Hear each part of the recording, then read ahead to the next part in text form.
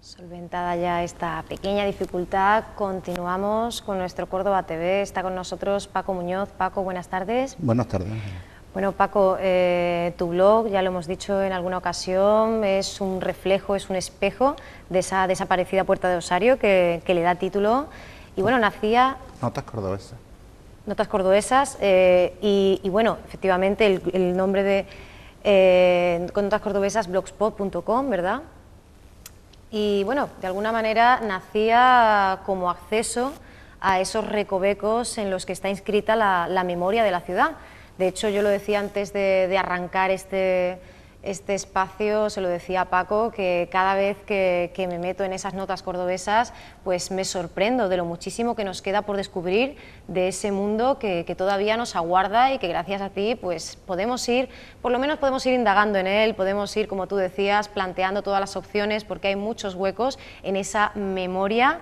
Así que hoy pues seguimos de visita, lo hacemos con una de los espacios quizá más desconocidos, ¿no?, para los cordobeses. Sí, hoy vamos a hablar, bueno, en principio quiero decirte que lo más importante del blog son las aportaciones que hace la gente, porque estimula su memoria y surgen cosas que no te esperas, y eso es valiosísimo.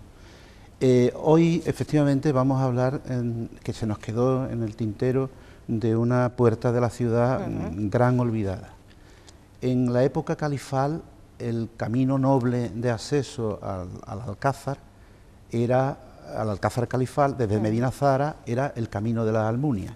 El camino de las Almunias hacía un recorrido desde Medina Zahara, bajaba casi hasta Casillas, y luego por la Alameda del Obispo venía paralelo al río hasta la esquina sur-oeste de la muralla cristiana, que antes no existía, en la que se encuentra la Puerta de los Sacos. Ahí cruzaba ese camino de la Almunia un arroyo, que era el arroyo que viene ahora mismo por la barbacana de la muralla, sí, por un puente califal del siglo X. Con motivo de, no sé si tenemos alguna imagen, la primera que tenemos es esta del grabado del 1567, que recuperamos siempre, a Bingaer, de verdad, que siempre lo es utilizamos necesario, porque es sí, fundamental, en la que se ve la esquina suroeste de la muralla con una torre, y es la Puerta de los Sacos. Eso es donde está el San Rafael, el triunfo del San Rafael del Puente Nuevo. Yo le digo Puente de Nuevo, se llama Puente de San Rafael, pero yo le digo siempre Puente Nuevo. Entonces ese es el primer sitio, la primera imagen que vamos a ver. Luego después vamos a ver esta, en la que también, esto era de las collaciones del 1236, ya la muralla cristiana ha recrecido en el siglo XIV. He dicho 1236 porque es el momento en el que recoge el mapa, pero esa muralla que tenemos ahí del río, lo que se llamaba el barrio de los arqueros, que era el Alcázar Viejo, es del siglo XIV. Entonces ahí también vemos, en ese plano, vemos la puerta en la esquina de abajo. Puerta de los Sacos, porque el toponímico viene como consecuencia de que era la entrada de la harina, de la molienda, de la harina del río. Sí. Vamos a un siguiente plano que tenemos ahora, y este plano es del 1811. También figura en la esquina, en la fortaleza, esa torre, y la entrada de la puerta de los Sacos. Y el siguiente plano que viene ahora es del 1851, en el que seguimos viendo la puerta, vemos el lienzo de la muralla del río, el camino de la Alameda del Obispo y una edificación que hay cercana al río, además de los molinos. Una vez vistos estos planos, para situarnos en el lugar donde estaba la puerta y el puente, también del mismo nombre, de los Sacos, nos vamos a ver la primera imagen, una imagen muy mala, es del archivo municipal, muy antigua, en la que se ve el mismo, la esquina en la que estamos viendo ya no tiene torre. A la derecha es el lienzo que corre paralelo al río, la avenida del Alcázar y la puerta. Entre los árboles, pues con buena voluntad se puede ver la puerta. Esta es la instantánea más antigua. Esta es la más antigua, la fotografía más antigua que yo he encontrado, del archivo municipal, que es una maravilla en cuanto a archivo, ¿no? Luego nos vamos a la siguiente imagen, que es esta. Esta es cuando se empieza a construir la Avenida del Alcázar, el puente Nuevo y la Avenida del Corregidor. Eso es relleno todo, observa que la puerta está ahí y que hasta arriba de la muralla es la altura que luego va a tener la carretera, la Avenida del Alcázar. Este puente se inaugura en el 53, me parece, o en el 52, y fue un puente importante en aquella época. Fue el segundo puente de esta ciudad después de 1900 y pico años. El único que existía era el puente romano, ¿no? Era un puente de importancia, de 25 metros de luz, 8 cada arco, de los 8 que tiene, y 12 metros de calzada, ¿no? 18 metros y medio entre pletiles. Como curiosidad, en el 2004 desaparecen las placas conmemorativas que hablaban de la inauguración del puente. El puente de la inauguración, yo me acuerdo, y yo no sé, aquello fue un acontecimiento, se inauguró el puente, se inauguró la avenida del Corregidor, y Vallellano y la del Alcázar. Todo eso en la década de los 50, con motivo de que el ministro de Obras Públicas era a su vez el conde de Vallellano y a su vez era el suegro del alcalde Antonio Cruz Conde. Parece que fue en esa época en la que Córdoba se embelleció y se repararon muchas murallas. Bien, pues visto esa fotografía que hemos tenido, nos vamos a ir ahora a una en la que se ve ya parte de la curva de la muralla hacia la Avenida del Alcázar. Todavía se ve la puerta y entonces vemos el cementerio de la Salud, el barrio del Maimón, un barrio que estaba a la izquierda, aquello que tú me comentaste el otro día, del que se llamaban los muros gordos, que eran los muros que había en la colina de los Quemadas, el silo del trigo al fondo y la puerta y el puente. Esta imagen se ha dividido en dos partes, porque ahora la segunda parte es la que se ve ya el lienzo de la muralla paralelo. Se ve la puerta, aquí se ve la puerta, entre esas dos líneas blancas es donde entra la carretera, la avenida del Alcázar. Y en la siguiente... Hay quien habla de una ruptura radical, ¿no?, de la ciudad y el río con esta mira, remodelación. Efectivamente, esta ya es terminada, esta ya es la curva, esto es actual, la curva no es actual total porque todavía no está puesto el triunfo de San Rafael, que me parece que lo hace Rebollo y Amadeo Ruiz Olmo, el escultor. Entonces, debajo de ese túnel se queda la puerta y el puente, la puerta y el puente de los Sacos. Si continuamos con otra imagen, vemos, esto es la Barbacana, que en esa época de los 50 se construyó. A la derecha en altura está la Avenida del Corregidor, porque todo eso perdón, fue relleno, y esa puerta que se ve ahí, hablaremos luego de ella, porque parece ser que con las dovelas del desmontaje de la puerta antigua, de la puerta de los Sacos, se construye la puerta que es el acceso a la huerta del Alcázar, a la huerta del Alcázar, que ahora está allí la unidad de policía montada de la policía local. Eso pertenecía antes al 7º depósito de sementales y ahora pues tiene allí la caballería, la policía local. Si nos vamos a la siguiente imagen, vemos el arco en el que en la parte izquierda está tapiada la puerta, la famosa, la desconocida puerta de los Sacos. Digo desconocida porque cuando en los años 50 se tapia, ahí ya no vuelve a quedar vestigio de puerta. En las otras puertas que vimos el otro día, por ejemplo, queda una calle, queda una apertura de la muralla, aquí no, aquí la puerta desaparece, ¿no? Nos vamos a la siguiente imagen y vemos y vamos a ver el puente califal del siglo X, llamado también de los Sacos. Eso está todavía visitable, o sea, eso se puede ver perfectamente y está abajo, las dovelas. Es un puente del siglo X que era por el que pasaba el camino de las Almunias, cuando en la época califal ahí no había puerta, no había muralla y continuaba el camino por la huerta del Alcázar hasta llegar al propio Alcázar.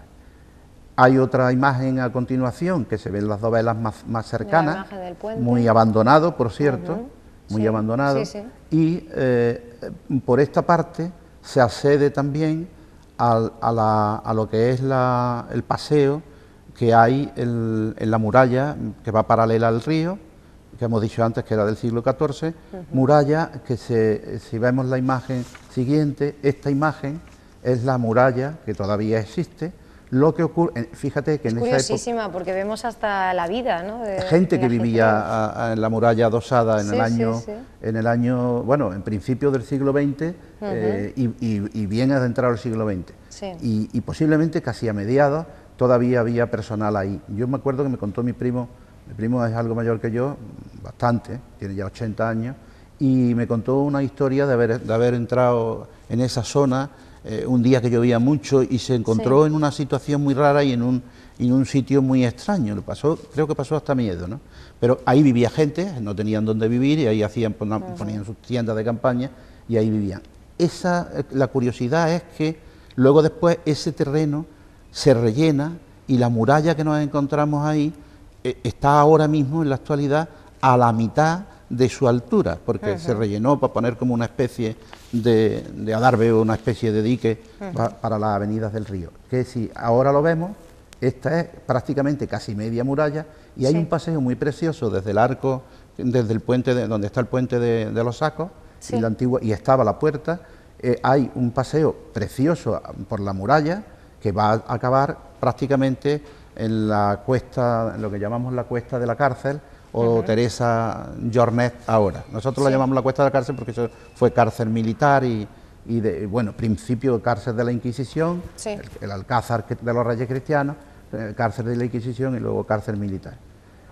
Este camino, repito, es un camino precioso, tiene unos bancos, hay una fuente que es de donde desagua el agua del Alcázar.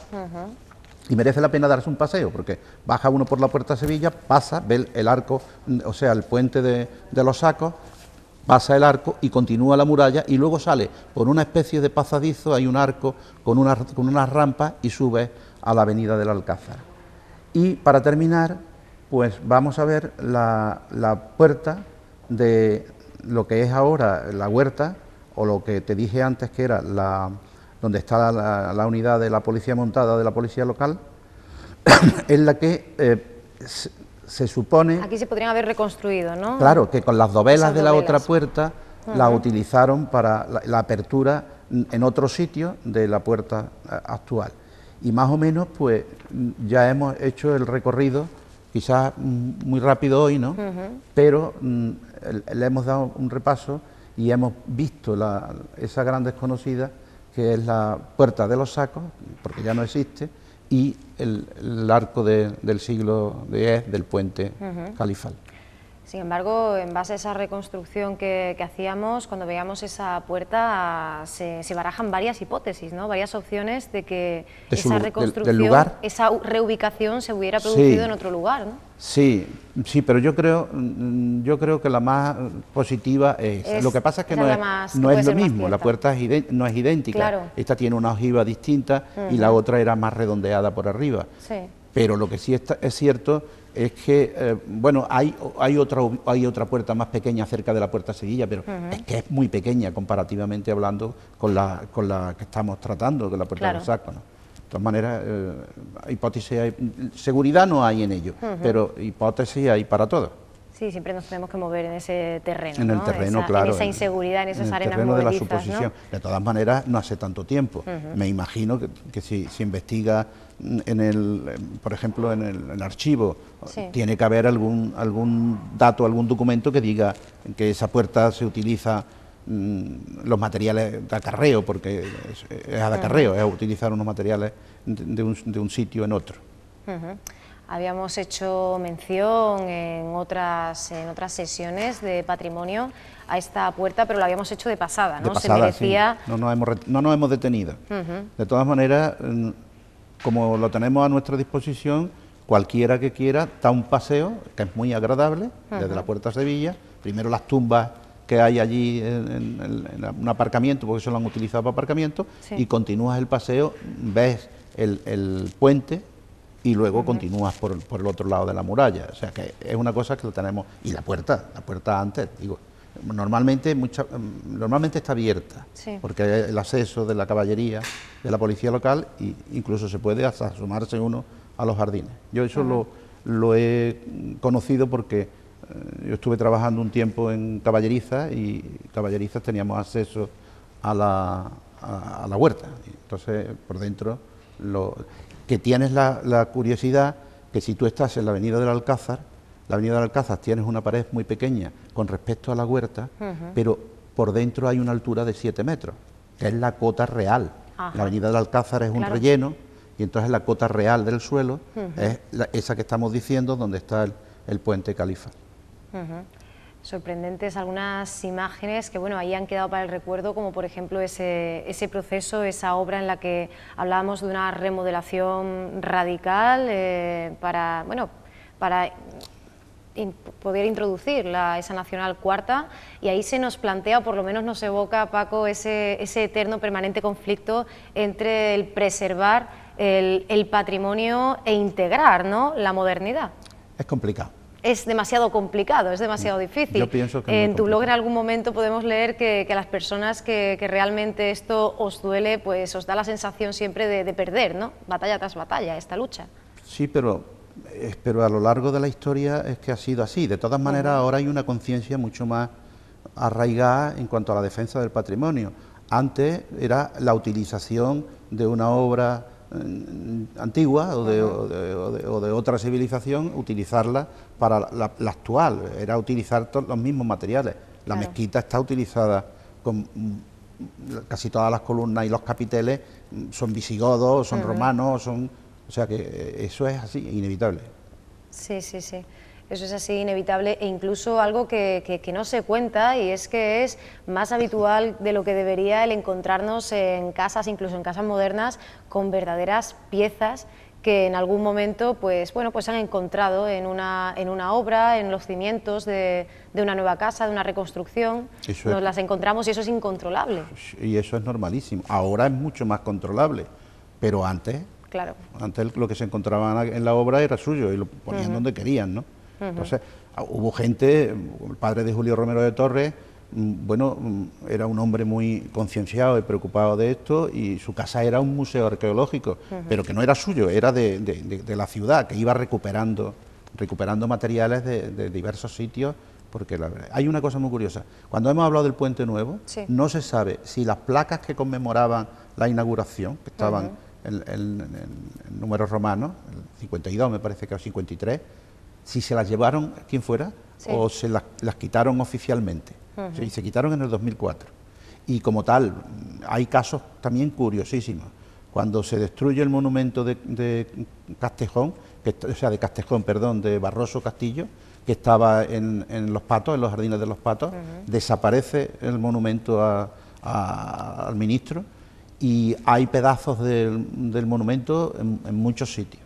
Trozos de las alegorías que tenía el monumento, que lo destruye la gente en el siglo XVIII, o sea, en el año 1918 del siglo XX. Trozos hay en los Jardines del Alcázar de alegorías, y la cabeza que cuenta Castejón en una historia que escribió de ese acto, que la cabeza la llevaba uno dándole patas por la calle. No se sabe dónde está la cabeza de Castejón. O sea, desaparece el monumento. Bueno, pues pedazos de eso están en muchos sitios particulares.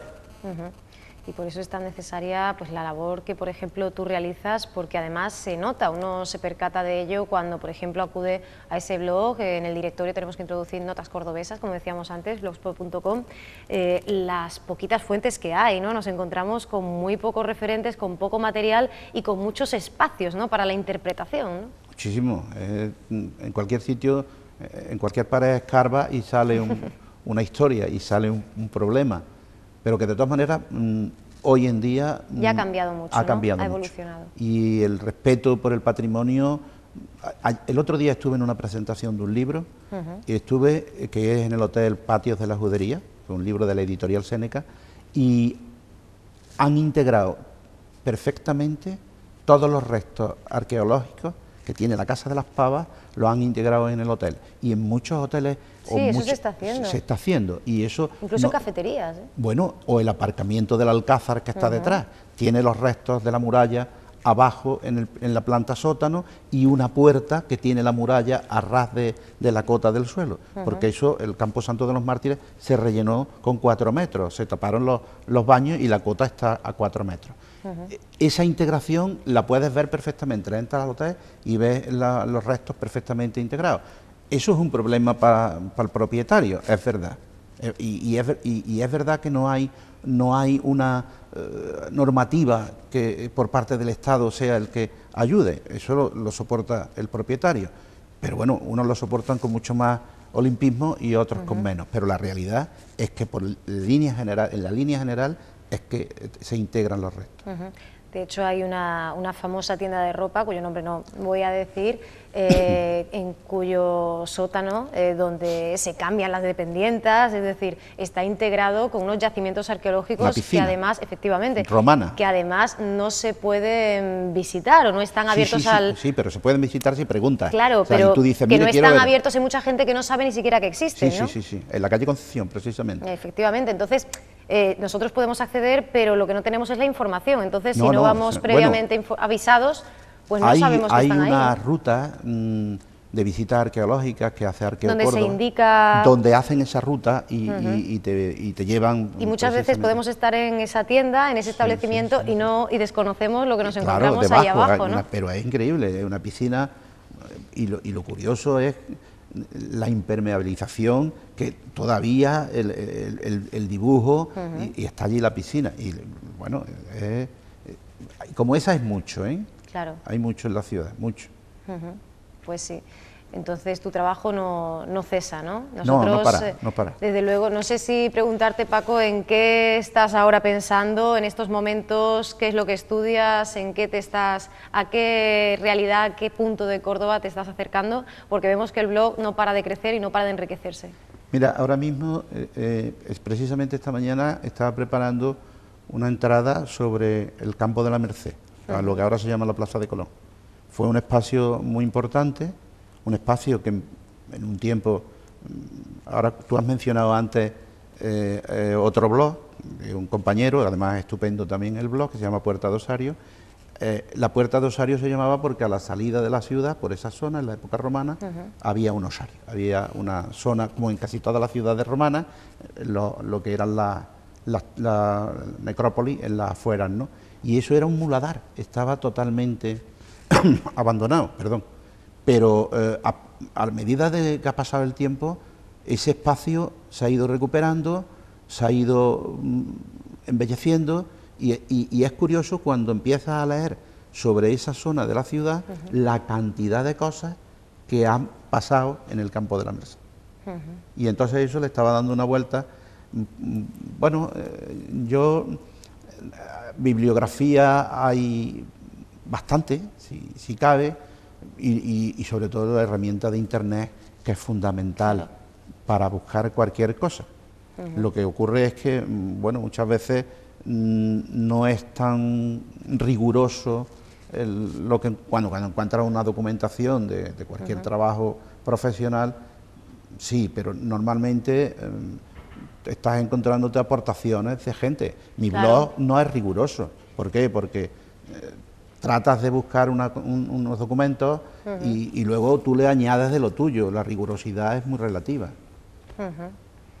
Sí, la rigurosidad es relativa, pero ahí está, ¿no? El empuje, y además se nota, siempre son más o menos los mismos colaboradores, o sea que se ve que hay muchas personas en Córdoba que están dispuestas a poner en valor, ¿no?, todo lo que se desconoce o no se conoce con exactitud de la ciudad. Es lo que yo te había dicho antes, lo importante son las colaboraciones, porque tú has estimulado la memoria de la gente y cada uno tiene una visión o un recuerdo distinto de lo que tú estás tratando, y ese recuerdo lo que consigues con ello es aumentar y darle un valor a lo que tú, a la chispa del arranque, ¿no? Pues entonces un viaje apasionante, Paco. No te pregunto qué tema trataremos en nuestra siguiente sesión, porque me imagino que habrá mucho, ¿no?, donde elegir. De hecho, antes de comenzar la entrevista aludíamos también a la opción de hablar del argot cordobés, de todas esas expresiones. Decíamos que si el pego, que si... que si la mascá, hay tantísimas, ¿verdad?, que estaríamos aquí horas y horas y horas, Sí, pero bueno, sí. también forma parte, ¿no?, de esa magia. Eso fue otra entrada, de palabras curiosas que empleamos los cordobeses, como lo mismo se emplean en otros sitios, y hice la entrada, pero la entrada se nutrió de las colaboraciones de todo el mundo. Aportaciones de muchísimos cordobeses todo el mundo, que querían que se acordaba estar ahí. de una palabra y entonces se le ponía la fecha en la que la palabra se había introducido y la persona que la había aportado, ¿no? Y hemos conseguido casi un diccionario bastante amplio, ¿no? De todas maneras, y hay algunas palabras que son, ahora mismo se te agolpan y no encuentras la adecuada, ¿no? Pero la cual más graciosa. Lo del pego es una cosa muy curiosa porque es nuestro. Sí, y sí, es genuino. Eso es genuino de los cordobeses, ¿no? Pego, pegolete. Yo tenía un amigo fallecido ya que tenía un alias que era Joaquín el Pegolete. Y Pegolete es porque era muy gracioso, estaba siempre diciendo tonterías. Además, heredado de su hermano mayor, que también le decían el Pegolete, el pego. O sea, eso es una cosa muy nuestra, ¿no?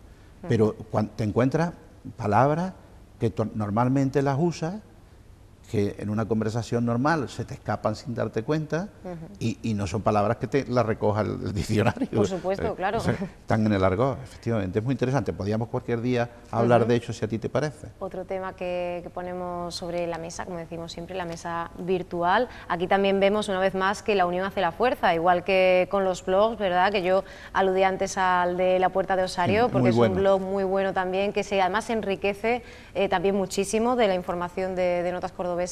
Así que bueno, recomendar a la gente que tenga esa curiosidad, pues que se enganche, ¿no?, a participar de vuestros blogs, de ese trabajo que hacéis conjunto tan maravillosamente. Hay mucho donde mirar, curiosear y sobre todo donde aprender una cosa. Y vuelvo a repetir lo de antes, no me canso de decirlo, si estimulas la memoria de la gente, siempre salen cosas muy interesantes. Muy bien, bueno, pues estimulando esta memoria, en este caso histórica, en este caso que nos abre esa ventana magnífica a lo que fue Córdoba en otra época. Nosotros nos movemos además con una facilidad en el tiempo increíble, ¿verdad, Paco? Pues te damos las gracias una vez más por habernos acompañado y te esperamos dentro de unas semanas para continuar con esta sección de patrimonio. A vosotros, por permitir difundir todas estas cosas que para mí son muy interesantes.